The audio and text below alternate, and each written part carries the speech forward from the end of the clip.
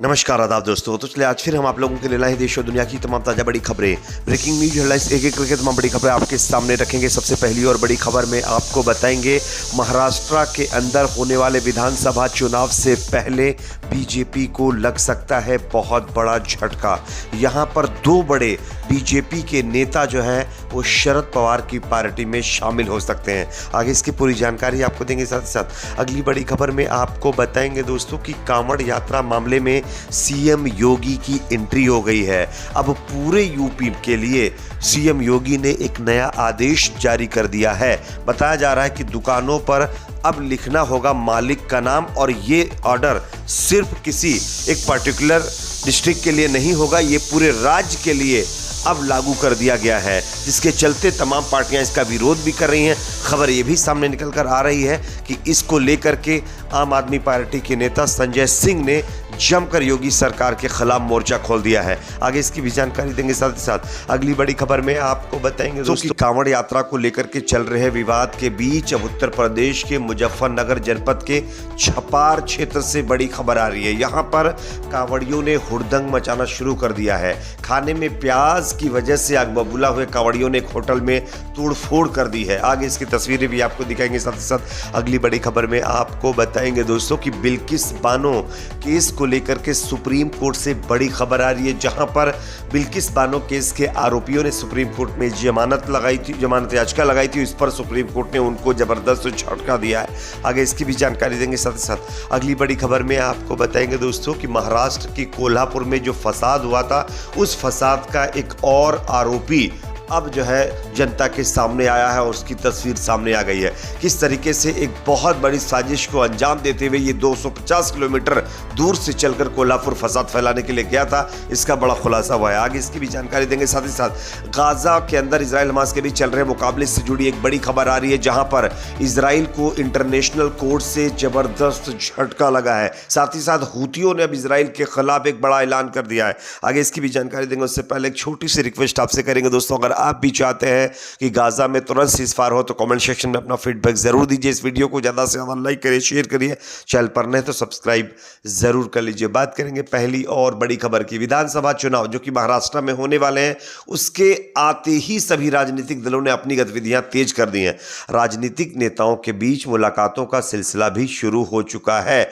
सूत्रों के मुताबिक बीजेपी नेता मधुकर पिचाड़ और वैभव पिचाड़ शरद पवार की पार्टी में शामिल हो सकते हैं, और ये बीजेपी के लिए महाराष्ट्र के अंदर विधानसभा चुनाव से पहले एक बहुत बड़ा झटका होगा। खबर है कि दोनों नेता आज अकोले में एनसीपी प्रमुख शरद पवार से मुलाकात भी करने वाले हैं।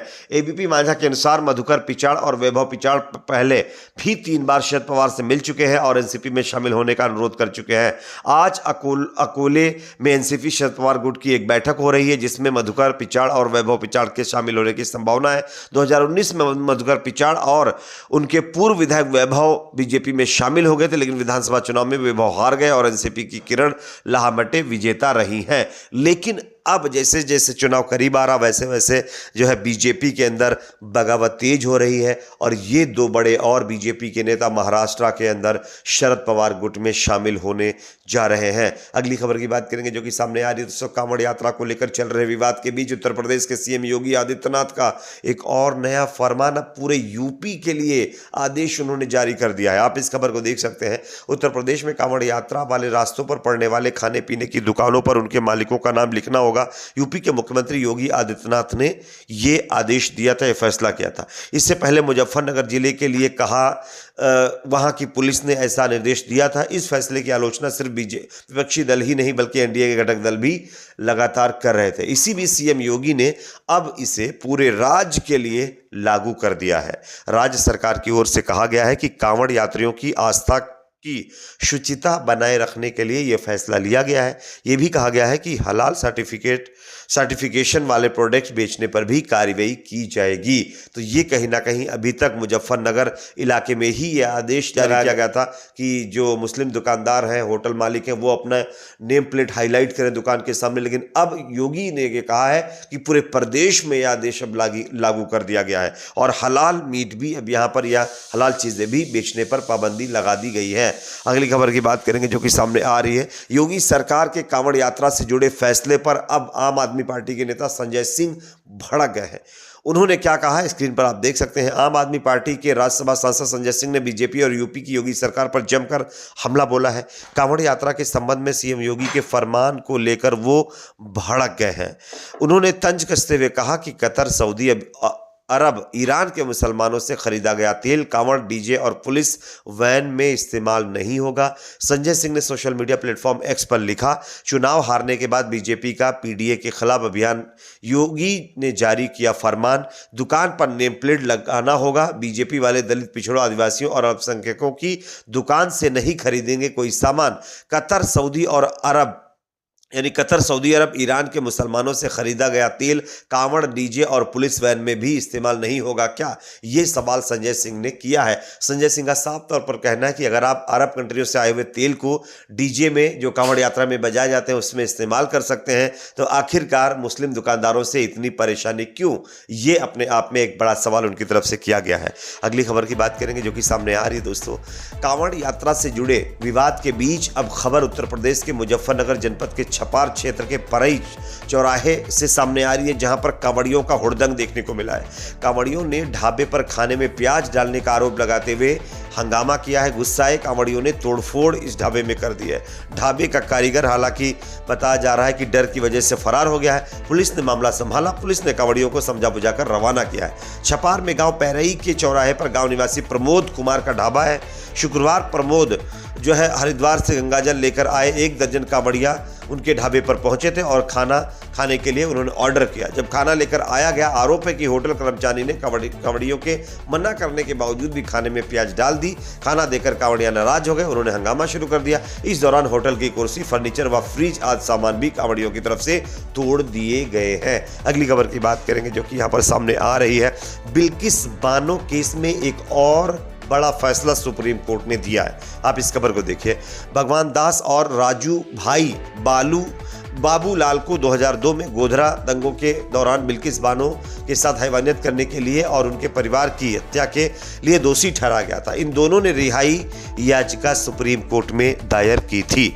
गुजरात फसाद के दौरान बिल्किस बानो का आप सब जानते होंगे किस तरीके से गैंग रेप किया गया था। उनके परिवार के 7 लोगों के साथ उनकी 3 साल की बच्ची को पटक कर खत्म कर दिया गया था। अब साल 2008 में सीबीआई की स्पेशल कोर्ट ने 11 दोषियों को उम्र कैद की सजा सुनाई थी, जिनको कुछ जो है महीने पहले जो है गुजरात सरकार की तरफ से रिकमेंडेशन पर पुलिस ने कुछ छूट दे दी थी और जेल से बाहर कर दिया था। लेकिन अब उनमें से 2 की सजा आप सब जानते होंगे कैंसिल की गई थी और कहा गया था कि ये फिर से जेल में आएंगे। और इन्होंने अब सुप्रीम कोर्ट में याचिका लगाई गई थी, जिसमें सुप्रीम कोर्ट ने इन दोनों की राहत पाने वाली याचिका को सुनने से इनकार कर दिया है। अगली खबर की बात करेंगे जो कि सामने आ रही है दोस्तों। महाराष्ट्र के कोल्हापुर में हुए फसाद को लेकर एक और तस्वीर सामने आई है। रजा जामा मस्जिद पर हथौड़ा चलाने वाले रवि पड़ताल जो पुणे से कोल्हापुर 250 किलोमीटर चलकर गया था, उसकी तस्वीर सामने आ गई है। योजनाबद्ध तरीके से मस्जिद और मुस्लिम घरों में तोड़फोड़ करने के साथ लूटपाट को जो है अंजाम देने वाला ये व्यक्ति अब जो है कहीं ना कहीं पुलिस के हत्थे चढ़ सकता है, क्योंकि इसकी कई तस्वीरें वायरल हो गई हैं। अगली बड़ी खबर आ रही है दोस्तों। गाजा के अंदर इजराइल हमास के बीच चल रहे मुकाबले के बीच अब इंटरनेशनल कोर्ट से इजराइल को बड़ा झटका लगा है। इजराइल को इंटरनेशनल कोर्ट से झटका लगा है। कोर्ट ने वेस्ट बैंक और ईस्ट यरूशलेम पर इजराइल के कब्जे को गैरकानूनी माना है। कोर्ट ने अपने फैसले में इजराइल को जमीन खाली करने और मुआवजा देने की भी सलाह कर दी है। अगली खबर की बात करेंगे जो कि सामने आ रही है दोस्तों। हूथियों का अब इजराइल के लोगों के नाम एक और बड़ा संदेश। हूथियों ने साफ तौर पर कहा है, जो इजराइल के लोग, तेल अवीव में रहने वाले लोग अपना नुकसान नहीं चाहते हैं, वो तुरंत इजराइल के तेल अवीव को छोड़कर चले जाएं, क्योंकि हम तेल अवीव को कभी भी निशाना बना सकते हैं। यानी हूथियों ने खुल करके अब इजराइल के खिलाफ मुकाबला छेड़ दिया है। इस पर आप क्या सोचते हैं कमेंट सेक्शन में जरूर बताइए। वीडियो को लाइक शेयर, चैनल को सब्सक्राइब जरूर करें।